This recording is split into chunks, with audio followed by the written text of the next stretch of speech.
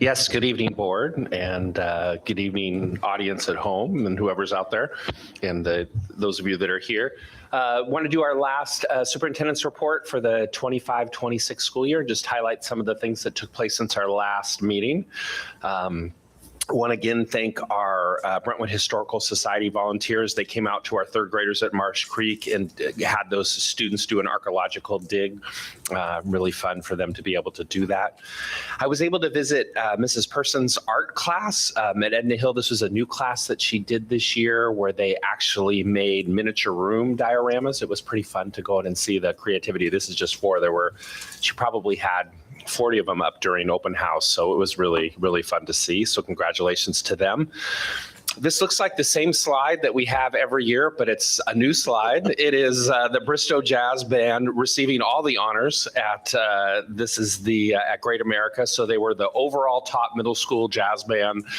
Joel J won an outstanding soloist medal. And Bristow got the Esprit de Corps Award, which is like the best overall band.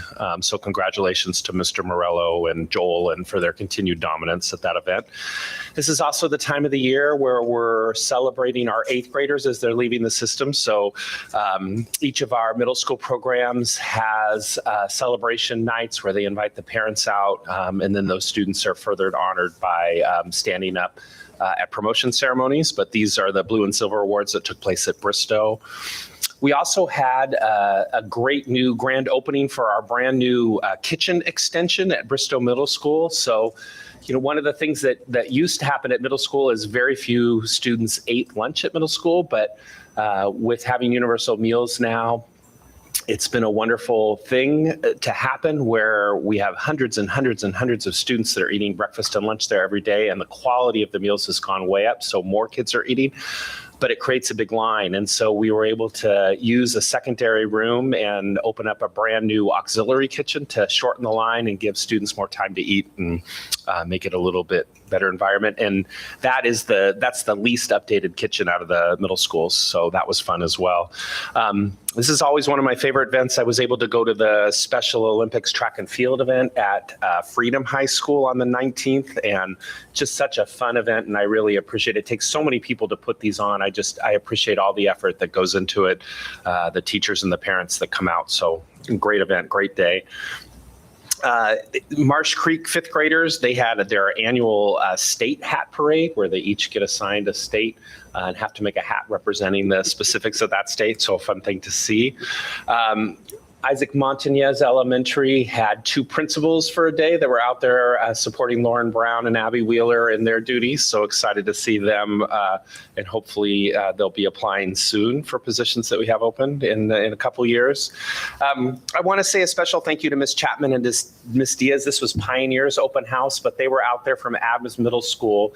One of the pieces of feedback that we've received sometimes from our parents is that they're surprised when they get to middle school and outdoor education comes upon them so fast, because we typically go right in that first quarter, which means that they have to fundraise for the amount, they have to get ready. And so they were letting the 5th grade families know about what was going to happen at Adams for outdoor education to help get them prepared and help them think about it. So I thought that was a really nice thing, and they came out to do that on their own. So I appreciate them doing that.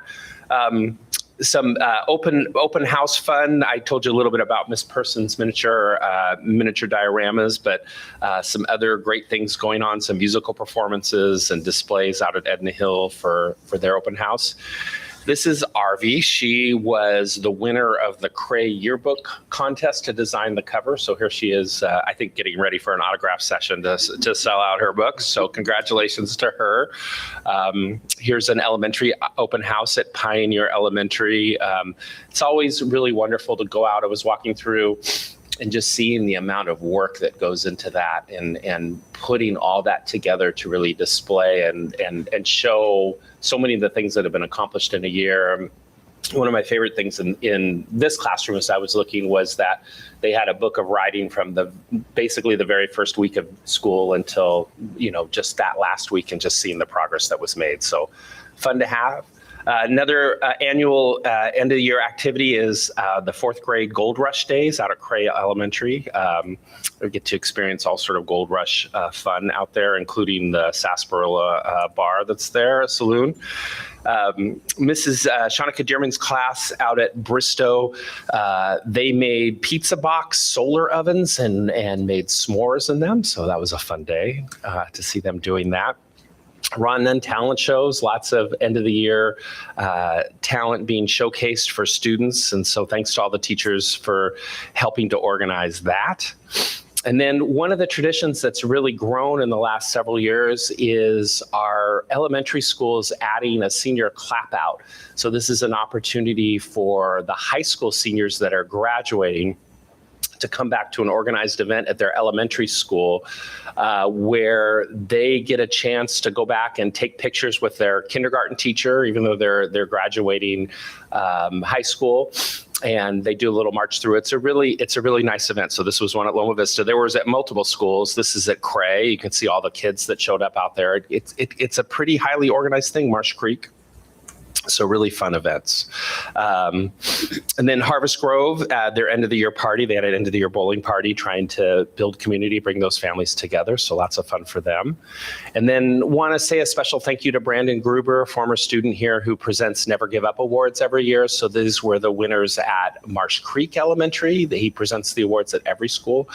So congratulations to Zariah and Aiden who won at Marsh Creek, and thanks to Brandon for continuing to celebrate that. We had our Brentwood Elementary Odyssey of the Mind team went to the World Finals at Iowa State University. So this is a picture of them coming into the arena there at Iowa State and competing. And so congratulations to them and their success. And then also lots of end of the year 8th grade activities. So here is the promotion dance at Bristow. Really nice looking.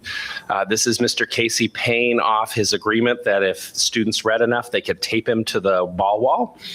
And so I left before they pulled the milk crate out from under him to see if he was going to hold. So, but I didn't hear. So no. I saw it online. Okay, you saw it online. Did it hold? Yeah. Okay, good. And then a big congratulations to our special educators of the month, Chrissy Krine and Anasi Jower from Ron Nunn, Tim Brainer from Loma Vista, and Naomi Cyphers at Adams Middle School. Thank them for all that they're doing. And then a big thank you to the Board of Education and everybody that worked so hard to put on our promotion programs. It was 2 days of really getting to celebrate some wonderful kids and some great accomplishments. And so this is Harvest Grove and the chance to celebrate at Adams, at Bristow, and then also at finishing up at Edna Hill. So a great way to culminate the school year. And then I just wanted to close out the meeting and acknowledge that since our last meeting, we lost somebody who's a legend in our school district. So this is Dr. J. Douglas Adams, who longtime superintendent in the Brentwood School District, and Adams Middle School is named after him. And it's just a great loss to the community, but I really want to celebrate that Dr. Adams helped grow this school district from under 2,000 students in 3 schools to well over 8,000 students and 8 schools. And just there's not a kid or a staff member in our school district that's not impacted positively by the things that he did while he was there. And so I'm hoping, Mr. President, at the end of the meeting, we could maybe just end the meeting in his honor, if that'd be okay. And that's all I have. And then we have a special celebration today, if that's okay. I'm very excited. So let me grab the plaque here. Very nice plaque. So board, we have with us tonight Officer Matt King, who was our school resource officer and did a fantastic job. And unfortunately, he did such a good job that they promoted him. But being a school resource officer is a really special job, and it takes a special person. And Officer King definitely fulfilled that as he was. I'm sorry, what's your rank now? I forgot. Sergeant King. I didn't know that when I did. I know. This is the last. This is us. And I know it's officially started. It's all good. So, Sergeant King really did an exceptional job working to build community out at our schools, working to build relationships, getting to know kids, getting to know families, and dealing with some tough situations that we need an expert to deal with. And so I just wanted to, I know the board really valued the impact that he had on our school district, and I just wanted to give us the opportunity to bring him in and acknowledge him and thank him for all of his work. So I don't know if does anyone want to say anything? This is the part that's really special. We're all going to take it. Oh, you want all of us? Yeah, all of us. You've always wanted. I think I wore my nice shirt. Absolutely. I'm stoked because now we get to name drop a sergeant. Yeah. Oh, okay. You're definitely in the middle. In the middle. Alrighty. All right, Matt Skills. 3 and 3. Yeah, I know, thank you. Thank you so much. I paid attention in some of those classes. It's probably these guys. Stop, see? Okay, ready? 1, 2, 3. Got it. Thank you. Thank you, guys. Thank you. Very special. Very, very special. So swing shift now. So I'm on one side of the week, so we rotate from off to off. I appreciate you guys. Appreciate all of you did for us. Thank you. All right.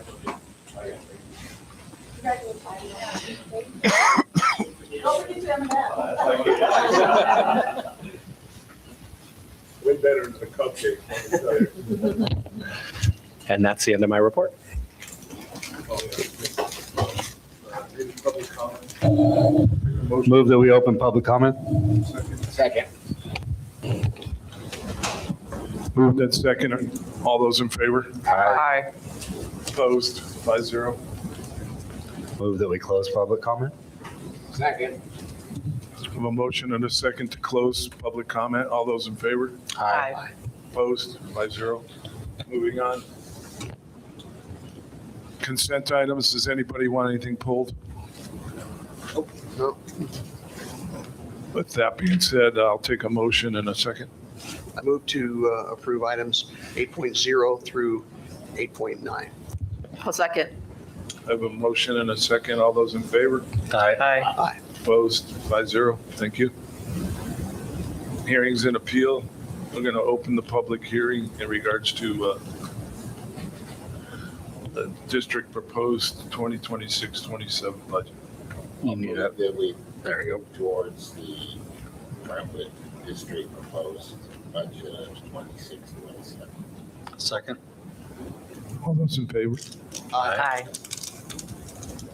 Opposed? 5-0. 9.1.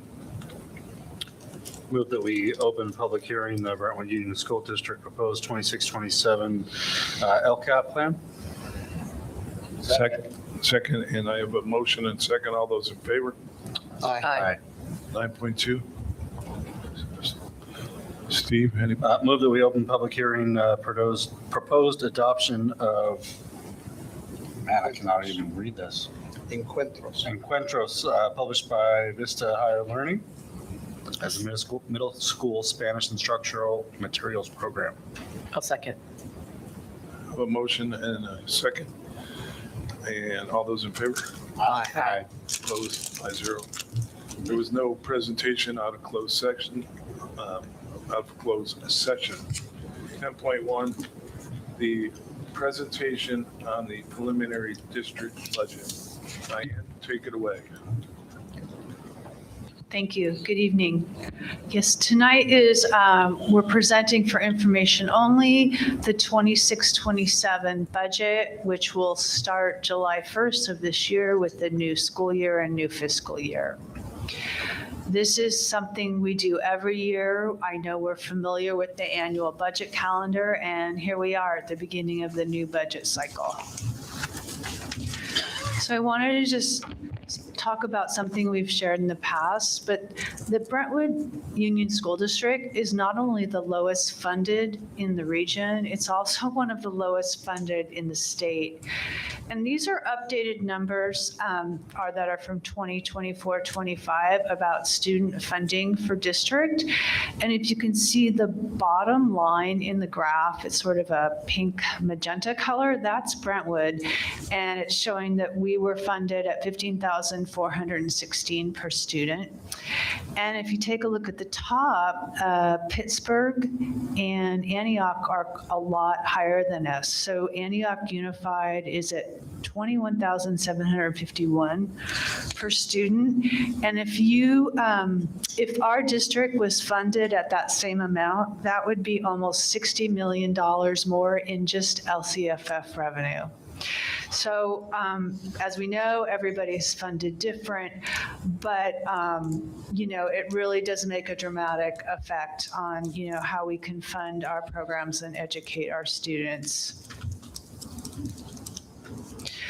So for the adopted budget, the assumptions are based on our governor's May revise. So that's his updated proposed budget that will start July 1st.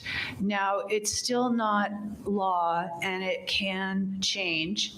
The Assembly and the Senate will decide before June 15th what they agree upon and send it to Governor Newsom, and then he signs it into law. But for the May revise, the COLA which is what it goes to our LCFF-based funding, is at 2.87%. And this year, which is something we haven't seen in a long time, is the governor included an additional what he calls an additional LCFF investment of 1.44%. So it's like that's an extra part of the ongoing funding. So, that's 4.31% increase in base funding. There is one caveat that was also written in the law, is that this new 1.44% extra revenue is expected to cover a new type of leave. It's called paid pregnancy disability leave, and it will include 14 weeks of paid leave for school employees, and it's not deducted from any other leave they've earned. So it's an additional 14 weeks the district would cover. And it's hard to estimate because every year there's a different amount of people who might take that leave, but we average it based on just some state information and our own historical information at about $300,000 a year that it would cost to cover that. And so we talk about the COLA, and we always say the COLA does not begin to cover our annual increased costs, which we're going to look at. Just real quick on that pregnancy thing. So it's becoming more and more common, apparently. But my question is, let's say they decide to take 6 weeks off and then go back. That's not a bank that they can keep drawing for 14 weeks, or is it? So the 14 weeks that's in the proposal is pregnancy disability leave. So if someone who was carrying a child was disabled because of that pregnancy and had a doctor's note saying like they were pregnant and they're still carrying the child, but let's say they have some back problems, they would get a doctor's note and they could use up to 14 weeks for that disability. And so they could potentially take it intermittent, like they could have it 6 weeks before, have the baby still be technically under disability because of the doctor's note, and continue to use that leave. Or the doctor's note could end for the disability, and then they would be subject to like their other leaves, like what we call CFRA or their baby bonding. And so technically, if someone qualified for the full 14 weeks plus their CFRA plus their baby bonding, for example, for a certificated employee, that could be close to, I would say, about 36 weeks. Yeah. And and just to add on to that is, I think all of us recognize the need for pregnancy leave, right, and for disability leave. One of the things that there's two things that we're taking issue with. The first is that it's included as this is a COLA, but this is what you have to spend it on, right? Because that's problematic. I think the second part is that we have two parts of the state that aren't talking to each other, because one of the challenges that we have, if we have a special education teacher, for example, that goes out, we're limited to a sub in that classroom to 20 days. So that means that every 20 days, we have to change out that substitute. So if one side of the government is giving 14 days or 14 weeks of leave, and then the other side is saying, well, wait a second, but you have to have a new sub every 20 days, that means that we're going to have 4 different teachers in that child's classroom that probably needs the most stability as they go forward. So it's something that we're all working to try to sort out. So both how it's funded and making sure that are recognizing that the best thing in place of the actual teacher in that classroom is a stable sub that can be there and work with those kids for the length of time that they're gone. Okay. So going on with some more may revise assumptions. So there's good news. There is an increase in the base to special education funding. And we estimate for our district to be about $3.4 million. So it is a significant increase. Also, what we have not included in the proposed budget is one thing the governor talked about is one-time discretionary block grant funds that are significant and additional learning recovery block grant funds, which is we see that in tranches coming forward. So after July 1st, once the budget is signed into law and everybody's agreed on how it's allocated and what the amount is, then at the 45-day revise, which comes to you in August, you will see an updated budget, including what we know about the one-time and the amounts of what we would get. The other part of the proposed budget presentation is that we are also comparing it to our estimated actuals of how we're going to close out this year, right? 25, 26.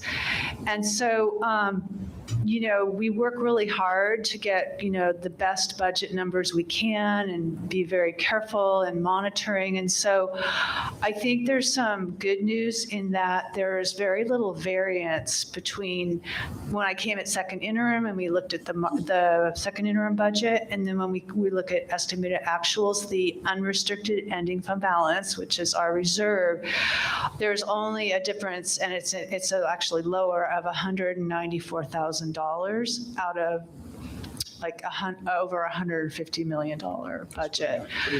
But I really, it really indicates the financial results are closely tracked, and that I think it's just our district and our board's commitment to fiscal controls, ongoing budget monitoring, and really the conservative financial practices that this district takes to maintain fiscal stability, which is obviously very important.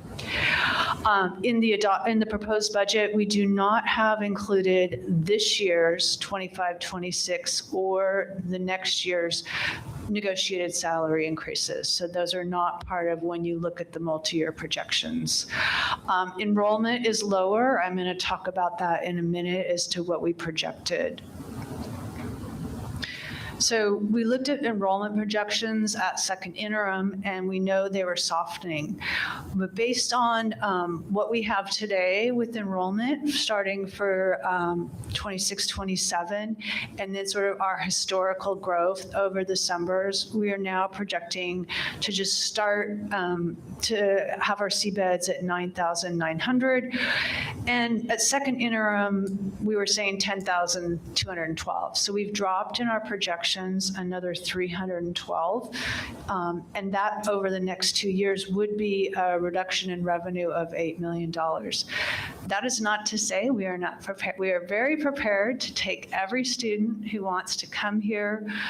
We track it weekly, and you just don't want to over budget, because last year we actually had to reduce our enrollment projections when we finalized them. We were over budgeted. So it's part of the budget process you update the enrollment projections. So at first interim, we will update them with where we are with actuals and the revenue is adjusted. And again, we talked about this at the last March meeting, but again, what changed? Well, TK expansion is now occurred. It's stable, right, which is good. And kindergarten pipeline means it's not accelerating. And we know that our upper grades are strong, but that our lower grades are really flattening in the cohorts that come in.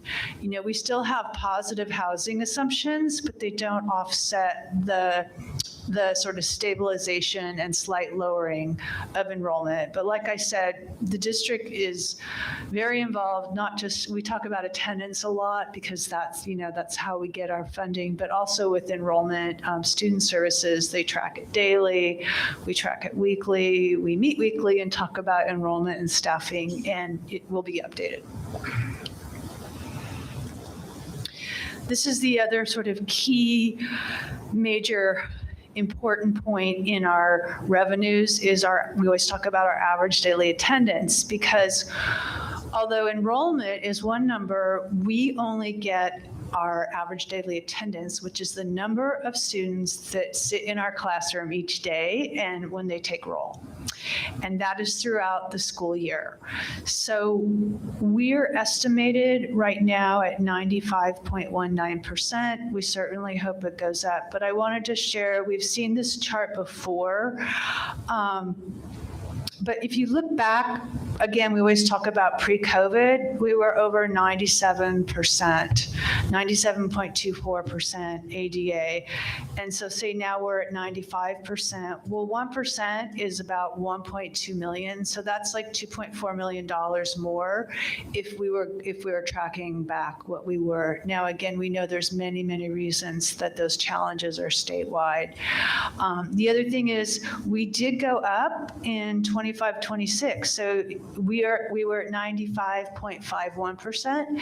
And so what we started the budget with this year is a 3-year average. So we're a little higher, but not, we continue to try and go up. So things that are, students are coming to school, and, I think it shows a little bit in this report.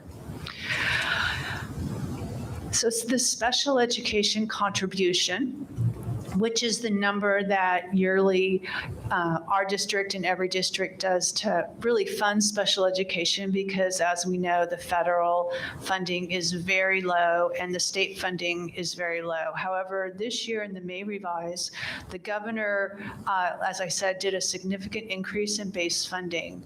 So the contribution for this year only, we are going to reduce it by 3.2 million because of this increased revenue. Now, at the same time, special education costs continue to rise annually.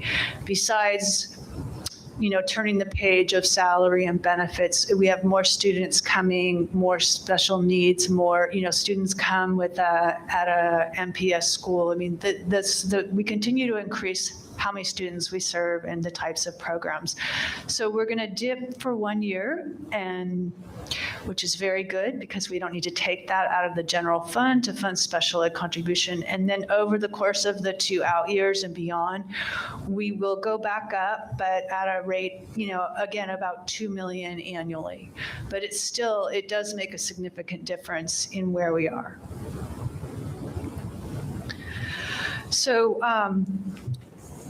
we talk about the cost to turn the page, and remember what that means is how much does it cost just to maintain our current educational services? How much does it cost just to maintain what we're doing here in the district? So these are ongoing annual increases that are in our expenditures.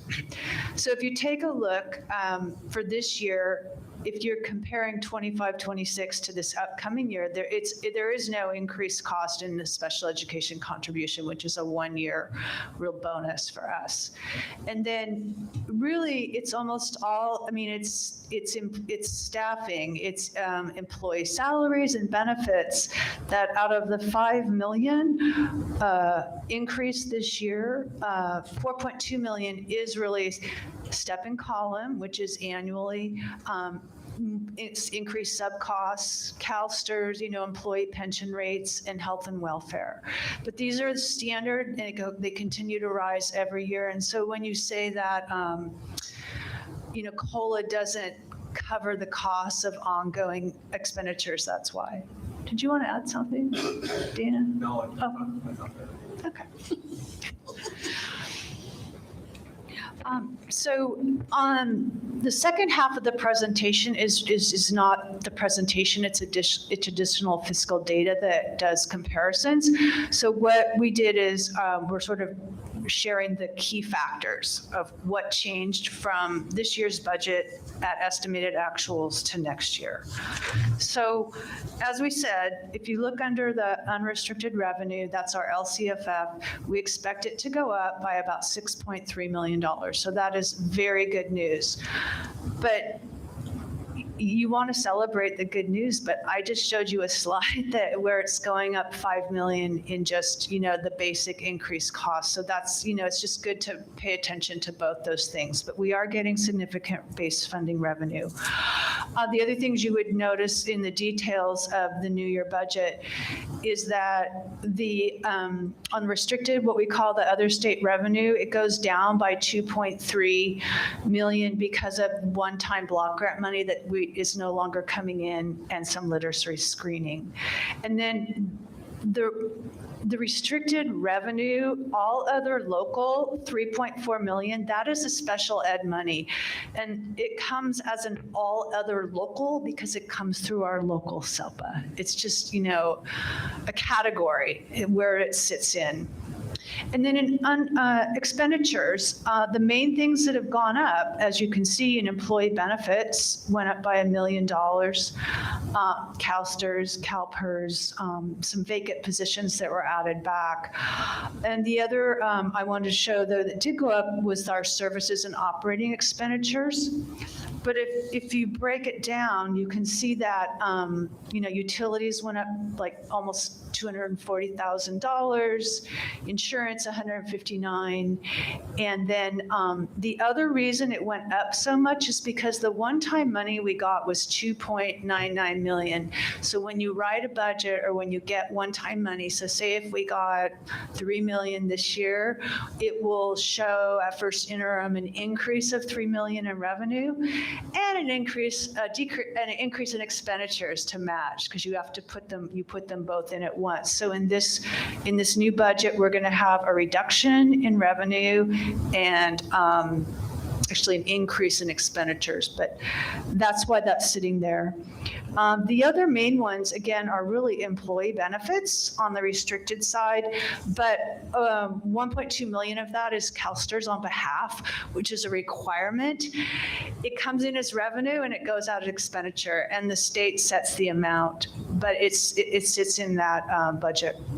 And then here's something I did really want to point out was on the restricted side about services and other operating expenditures, it went down by 9.4 million, which is significant. But what I wanted to say is that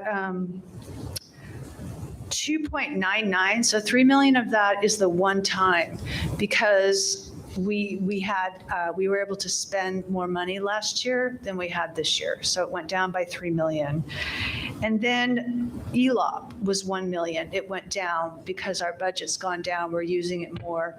CalShape, which is actually you're approving a CalShape, which is a grant, a state grant for plumbing, that's going away. So we spent it. So it goes out of that budget, right? So it's additional 1.4. 0.5 is a Medi-Cal. So it's a combination of things.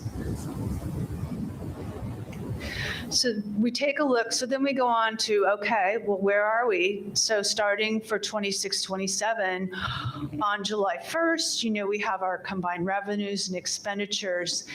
And we're taking a look at our unrestricted ending fund balance. And we end up at $10.6 million, and the reserve is 6.74%. And then if we go out 2 more years, the third year out, which are required by law to have 3 years above 3%, is 6.36%. This does not include the 25-26 salary increases, which are coming to the board on June 17th. So after those are approved, then we update the salary schedules, payroll changes over course. There's also a retro given for a full year of salary. And so at first interim, you would see the complete change of what it is. So there's an impact to this ending fund balance.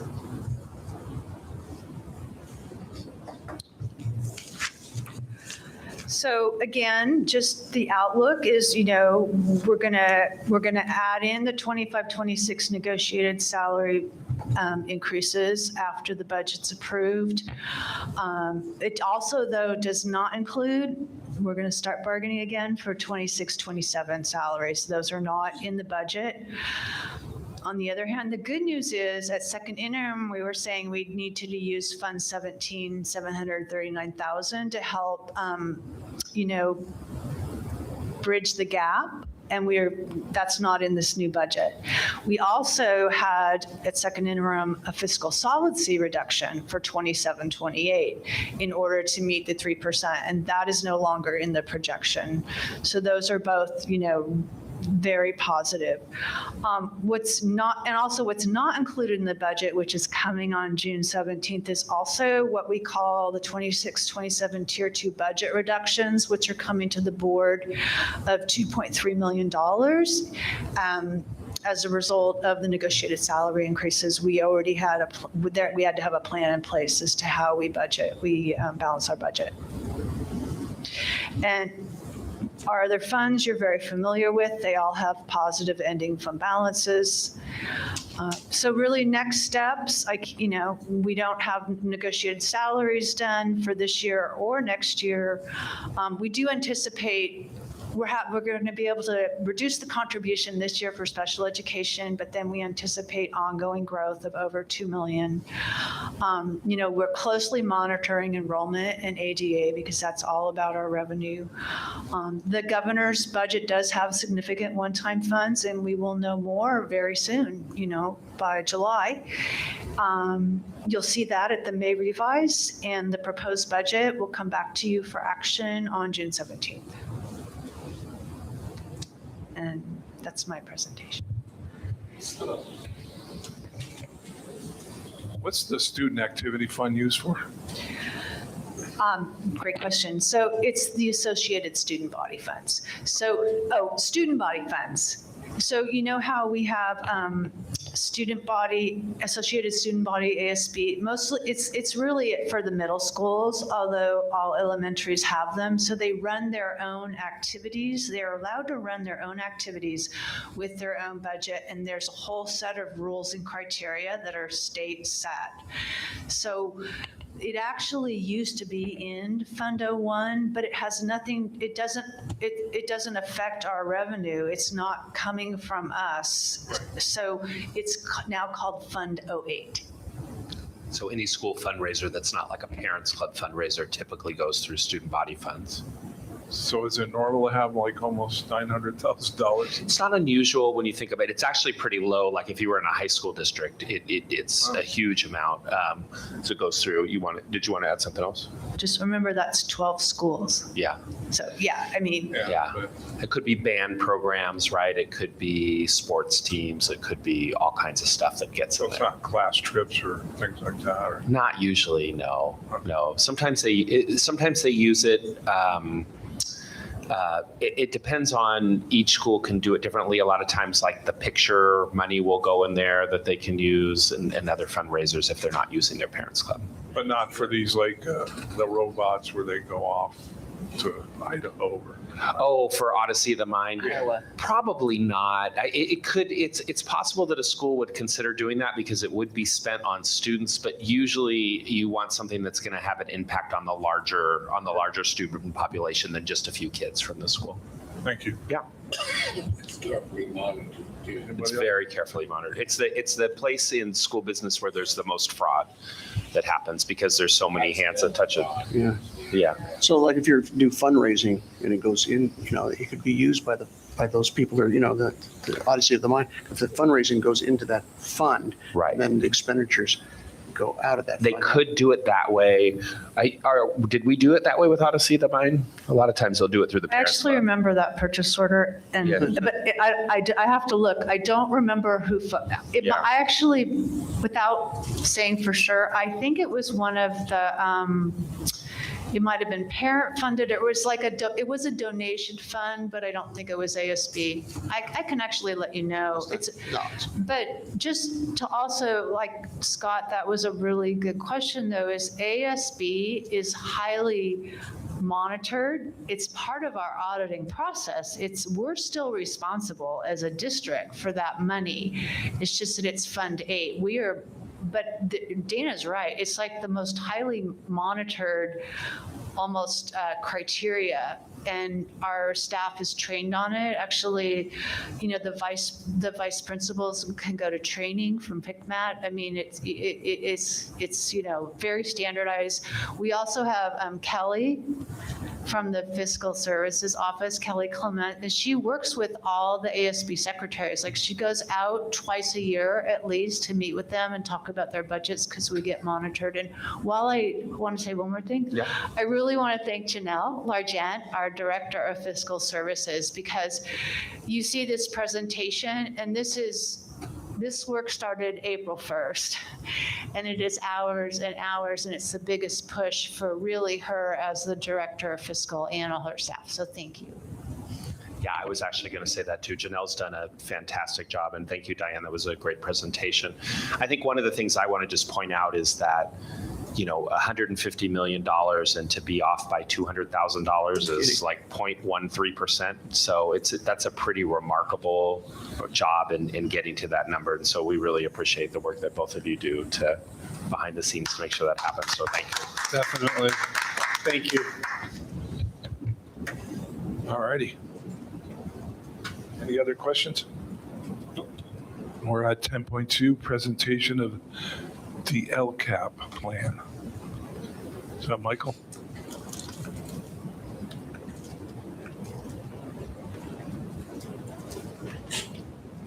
Good evening, Board of Education. So what you have in front of you is our LCAP plan for the 26-27 school year. This is the annual plan. It's a 3-year plan. This is our 3rd year.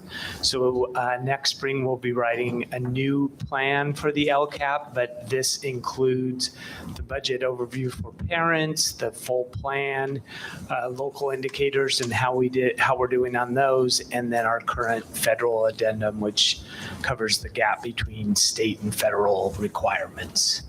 So any questions, I'm happy to answer. Otherwise, this is for your review, and then we'll come back next week for looking for approval. Thanks, Michael. Yeah. Thank you. I want to acknowledge Michael for his work on this. It's 141 pages of joy that I know that he puts in here to get this done, and the work that he works with certainly the leaders across the district. More important, this is a very important document. More important to us is the process that we go through to get to our goals, the work that we do with our community to make sure that what we're saying we're going to focus on is what we're focusing on, and this is how we document it to the state, so we make sure we continue to get to do that. So thank you for your work on that. Thank you, Michael. Michael, just for info, Diane beat you by 18 pages. Just saying.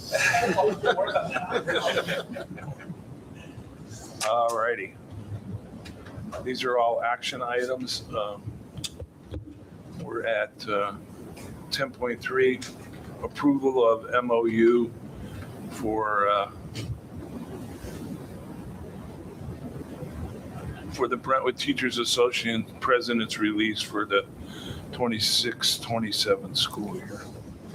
Yes, so the district and BTA have mutually agreed on this MOU, providing release time for the BTA president during the 26-27 school year. The purpose of that release time is to perform representational duties on behalf of bargaining unit members.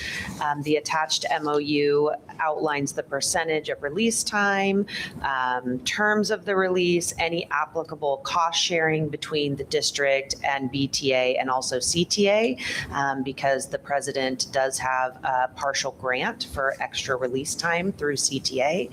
And really, this is the way that the president is able to effectively facilitate labor management and communication and support administration through the collective bargaining agreement, while also maintaining a continuity of services for students. And this MOU is exactly the same as the 25-26 MOU that the board approved for the BTA president last year. Any questions? This is an action item. I'll take a, I move I'll that vote. we approve the memorandum of understanding, item 10.3. I'll second. moved and seconded. All those in favor? Aye. Opposed? 5-0. It's been approved. 10.4, approval of Brentwood Union School District facilities rental rate increase. Before we vote on this or anything, I don't know if I want to pull it, but I did have some concerns that I spoke to you on the phone about not being high enough or. So I actually was gonna, I didn't post a presentation, but I was gonna speak to the process. So, and that might help answer your questions, yeah. Because it was very interesting to me, and I understand that most school districts are way behind in their facility rental rates phase, and we've talked about that. It is revenue. And so this year we decided to do a study and take a look.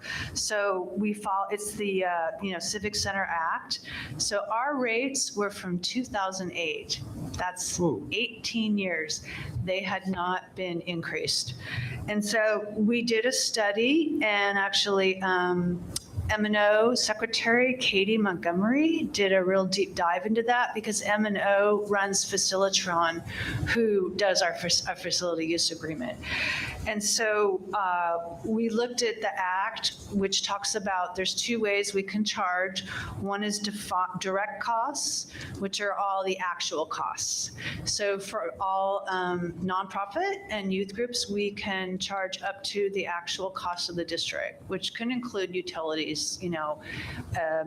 the actual cost of overage and all that. For profit, that are not part of the nonprofit system, we can also charge a second amount, which is called fair rental value, which they say is amortized value of buildings and land for the duration of the activity. Basically, you can charge more, and there is, a matrix with that. So what we did is we did two things. We compared surrounding districts. We included all the ones we used for salaries, and then we added we also did Pitts. So we did Pittsburgh, Antioch, Liberty, Oakley, Knightson and Byron. And so they are all charging sort of in a ratio of what we came up with. But the way we calculated it is we actually looked at the CPI, the Consumer Price Index increase. We use the Bay Area standard for every single year for 18 years. And so we actually calculated that, and that is where we got the numbers. And which happened to be close to Liberty in particular, because they have updated their numbers. And what we did is, if the attachment shows that we have rates to start July 1st of this year, and then we have a second increase the year following, because it's a big increase. And so we are proposing that we increase 50% of the cost, this year, and raise it, and then raise the rates one more year. And then Following that, which is the normal procedure, is that every year the rates will go up by the Bay Area Consumer Price Index. So we automatically increase it by that amount. So that's what we did. It was actually really interesting. And we also looked at actual costs for custodial support. And that's not part of this rate, because what we did, so we're going to charge $58 an hour. That's for salary and benefits. It was at 51, but that's going to go up every year based on salaries, not CPI only. So, but it's all written in the update plan. So this is the attachment that goes to the board policy. It's good. I particularly have had a number of nonprofits at a theater at Bristow School.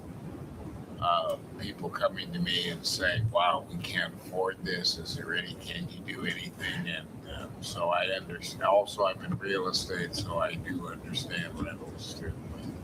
It's a difficult situation to not want to charge groups and at the same time to be fair to the district.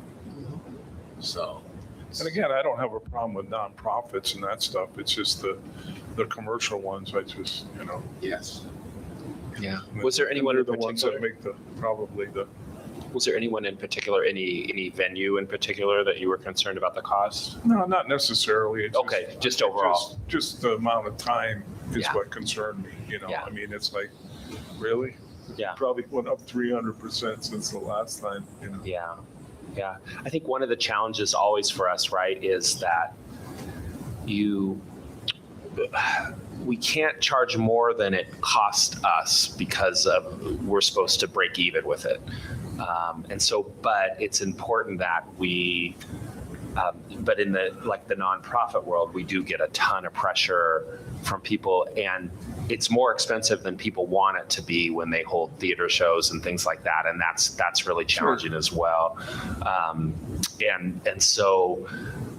I think, what happened for years in Brentwood, because it was a very small town, is there were different rates for different people and different rules for different people. And that's what causes us more trouble than anything. Right. And so we're trying to have a really consistent approach.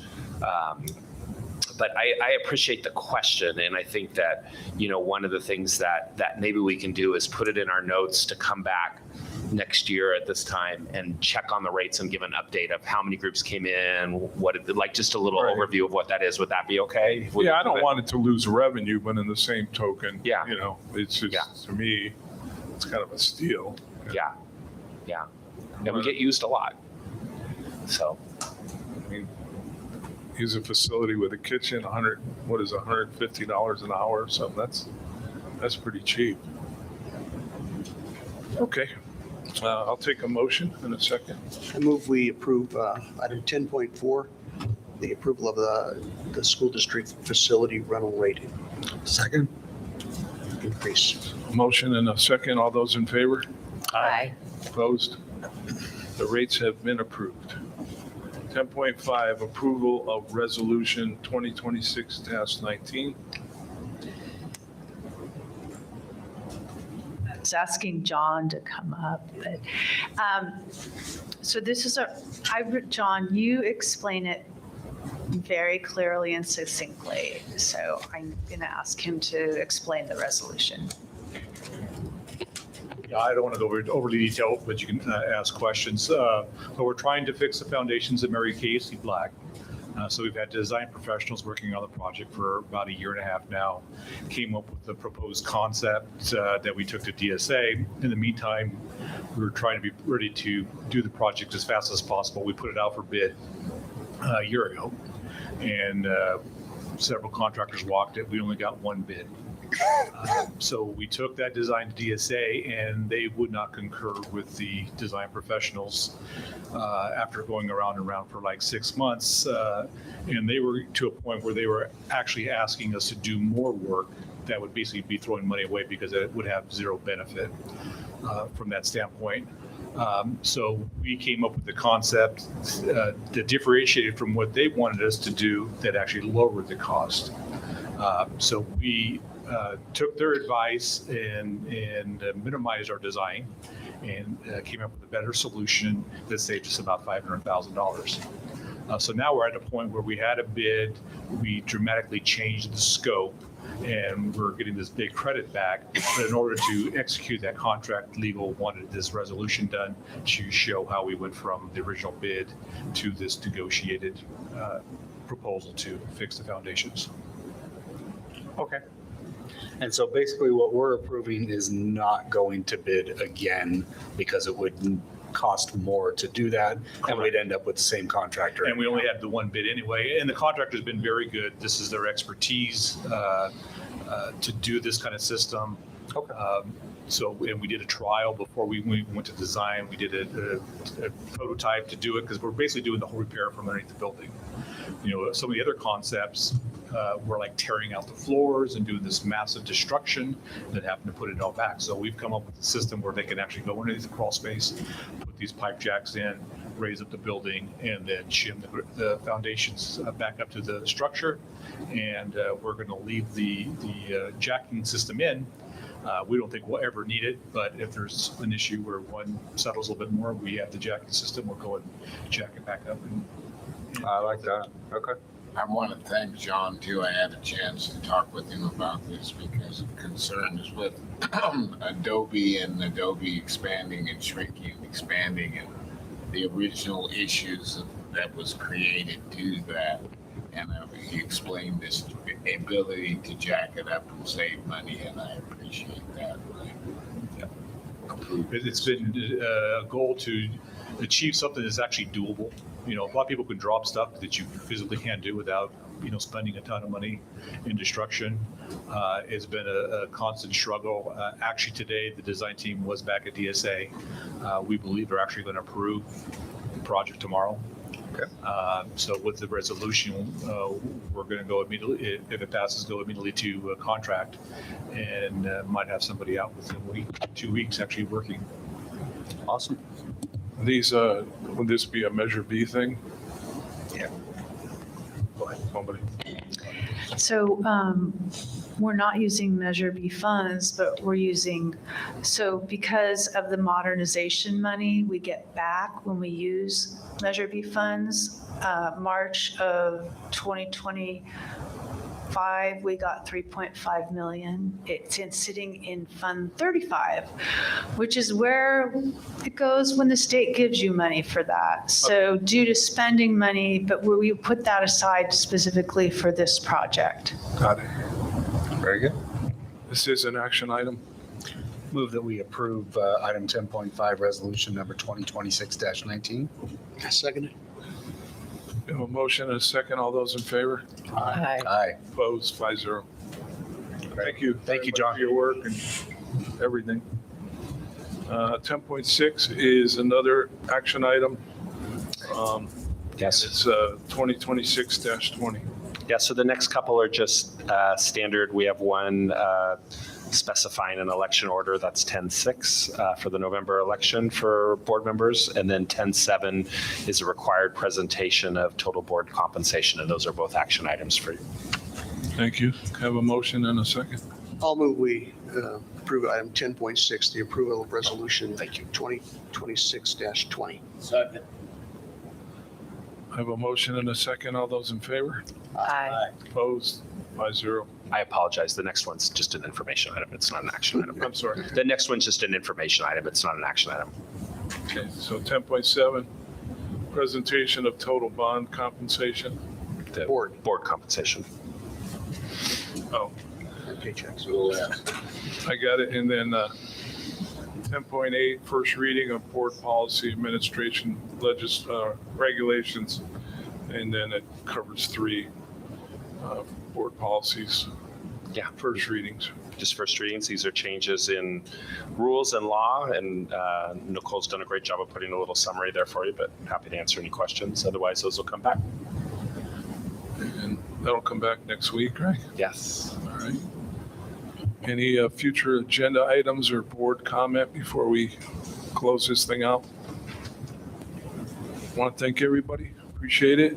And have a great rest of the week. And We're done. And Scott, just as a reminder, if we could just take a moment of silence at the end Oh, thank in you. honor of Thank you.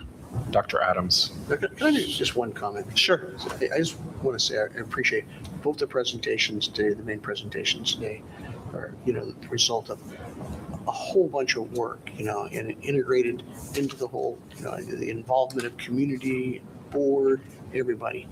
And then it comes out today, as we turn over to the next year, and especially how true you guys worked to your numbers, and how close that was. And then all of Michael's work and everybody in the school district that was pretty much a part of that LCAP report there. So just appreciate the good work that was done. As we discussed in the very beginning, we lost one of our great educators, great leader, a mentor for our superintendent. And I'd like to just all of us pause for a moment of silence in respect of Dr. Adams.